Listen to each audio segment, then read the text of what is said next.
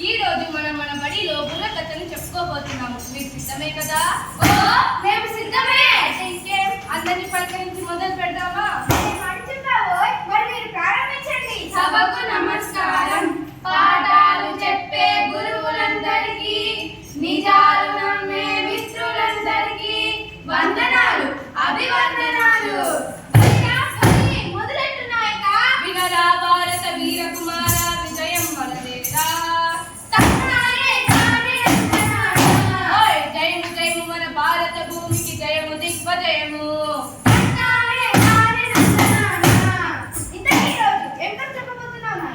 నేనా? కౌరవ పాండవ యుద్ధము కాదు,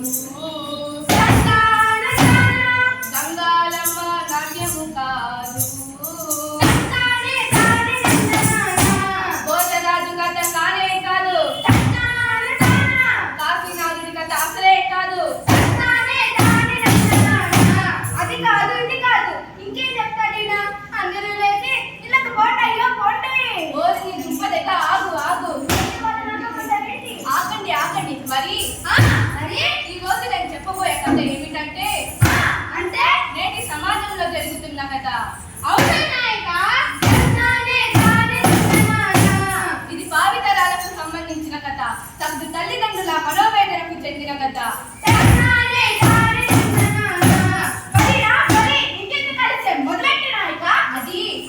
అది ఒకానొక ఊరిలో ఒక పేద కుటుంబం. ఆ పేద కుటుంబానికి పెద్ద రామయ్య. రామయ్యకు ఎన్ని కష్టాలు వచ్చినా, రామయ్యకు ఎన్ని బాధలు వచ్చినా, ఎన్ని కష్టాలు వచ్చినా, ఎన్ని బాధలు వచ్చినా చెల్లించక కుటుంబాన్ని పోషించాడయ్యా.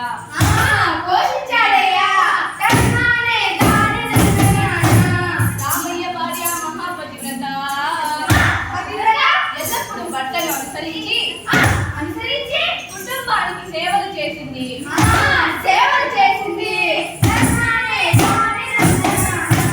కూలీ నాలి పని చేసి ఎర్రని ఎండలో చెమటోడ్చి తమ ఇద్దరి కొడుకులను అపురూపంగా పెంచి పెద్ద చేశారయ్యా.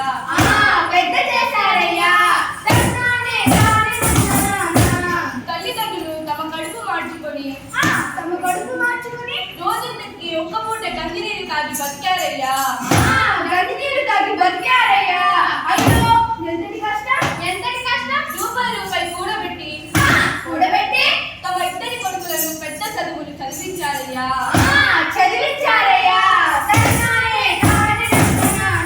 పాపం ఆ తల్లిదండ్రులు పంటకొచ్చిన పాత బట్టలే కట్టి సంధి వేళ కూడా సర్ది తాగి సాగారయ్యా.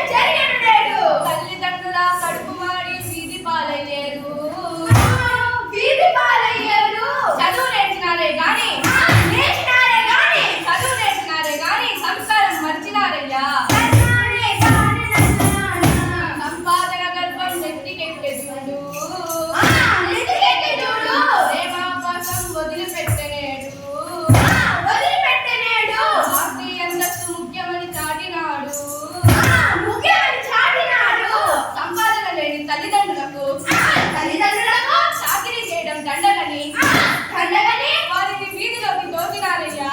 అయ్యో పాపం తన్నానే పరిగిడ తన్నలత వైపుడు ఎలాగ నాయక తల్లిదండ్రుల కష్టం విన్న మేనమామ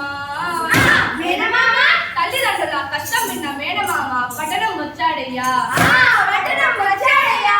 జరిగిందంతా తెలుసుకొని కొడుకులను దండించాడయ్యా. కొడుకులను దండించాడయ్యా. చేసిన ఓపిక తెచ్చుకొని తల్లిదండ్రులు పడిన కష్టాన్నంతా కళ్ళు తట్టినట్టుగా చెప్పాడయ్యా. ఏం జరిగిందా? కష్టాన్ని తెలుసుకున్న కొడుకులు కోరిన ఏడ్చారయ్యా. ప్రాణం పోసి తాకిన వాళ్ళను పోగొట్టుకున్నామని తల్లడిల్లు పోయారయ్యా. చేసిన తప్పును తెలుసుకొని తల్లిదండ్రులను చేరారయ్యా. తల్లిదండ్రుల పాదాలపై పడి క్షమాపణ వేడుకున్నారయ్యా.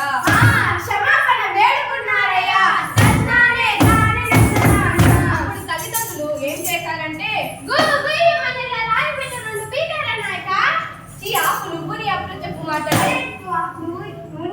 చెప్పండి నాయక. కన్న బిడ్డల తప్పును తల్లిదండ్రులు అమృత హృదయంతో క్షమించేశారయ్యా.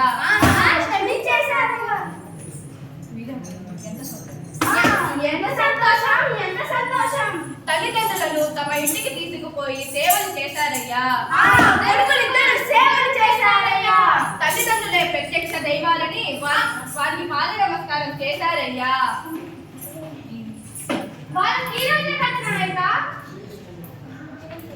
వాళ్ళ కష్టం ఫలించింది ఈ రోజే కదా నాయక. అవును నాయన. ఈ కథలోని నీతేమిటి నాయక? నీత చెప్తాను విను. నవమాసాలు మోసి కని పెంచి పెద్ద చేసిన తల్లిదండ్రులను మన ఊపిరి ఉన్నంత వరకు చూసుకున్నా వారి రుణం తీసుకోలేము నాయన. కాబట్టి వారి చివరి దశలో కూడా వారిని ఆనందంగా చూసుకోవాలి.